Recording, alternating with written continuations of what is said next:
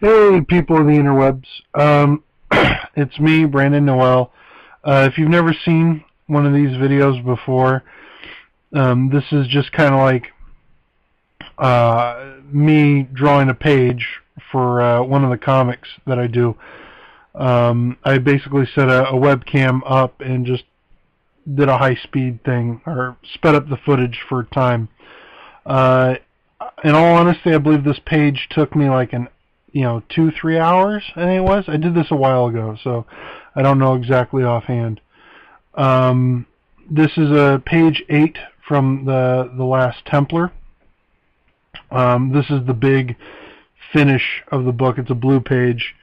I've had this video done for a while, as the book actually got published last month, but I didn't want to post this on YouTube because I thought it was too much of a spoiler.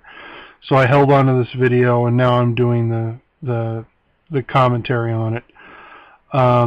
You'll notice that there's no. I have a ruler and a pencil. There's no tracing paper.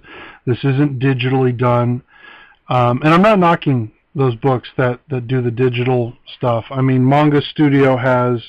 I haven't figured out how to use that particular tool yet, but they have a tool that actually sets your vanishing point for you, and that's just not kind of how I work. I mean, eventually I'll probably play with those tools, but I'm more of a cartoonist. I feel natural and good when I just have paper, pencil, and ruler. Like, that's why I do this, because it makes me feel good to just sit there and draw.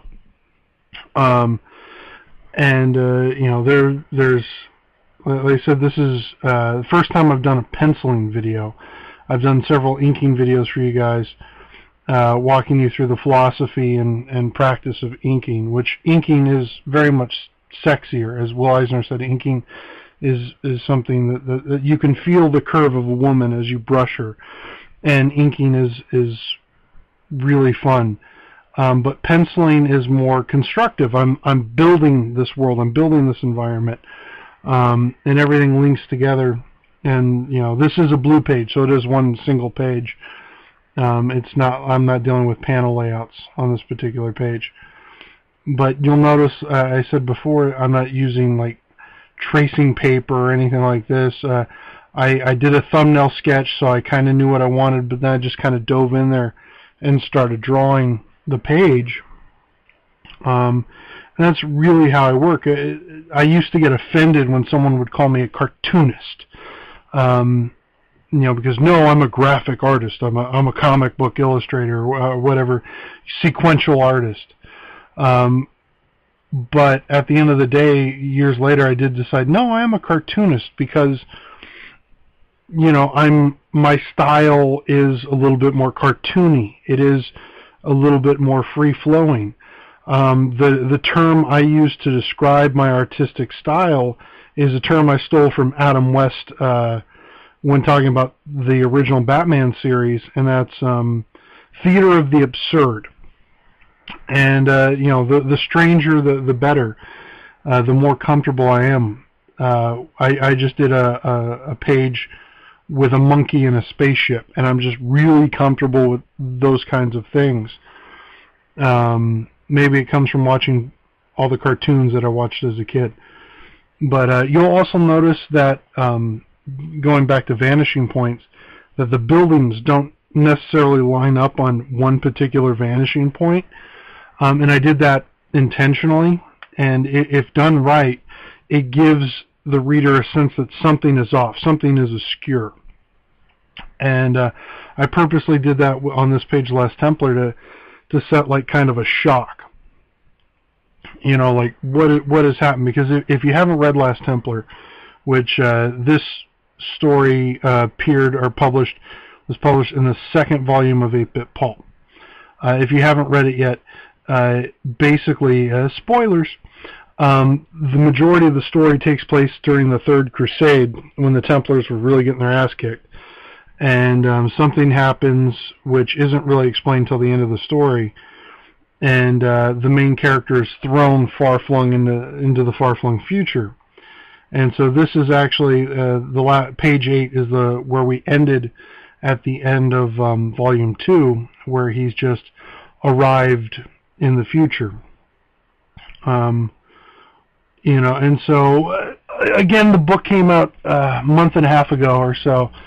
So I'm comfortable releasing this. Originally, I was going to post this like after, you know, an hour or so after I drew it, and I was like, wait a minute, I gotta, you know, this is the big reveal, so I can't just show that up there on YouTube. And again, you'll notice, you know, if you're unfamiliar with the way comic book is made, you know, this is pencils and paper. This is basic, down and dirty kind of way. A lot of them are done digitally nowadays. And I take nothing away from the digital realm. You know, I mentioned Manga Studio, and there are a lot of great tools that are designed for comic book artists that do these things in less time.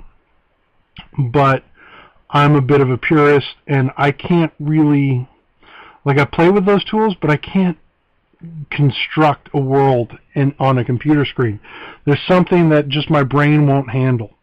And so I very much have to go to the pen and paper and get it out that way. You know, and you'll notice this page, it will be inked, or has been inked and lettered, and there is a finished version of it coming up. But the pencils are kind of a lighter gray wash. Because really, when drawing a comic book, the pencils are, even today, more or less the skeleton of the image. I mean, they're just going to be erased. Yeah, I still do erase my pencils, which I can do. I'll probably do another video going more into that process, since I'm running out of time. But this is, you know, the finished pencils, and this is the inked lettered version of the book. All right, thank you for your time. Like, subscribe. Please buy the books. God bless, and thank you for your time.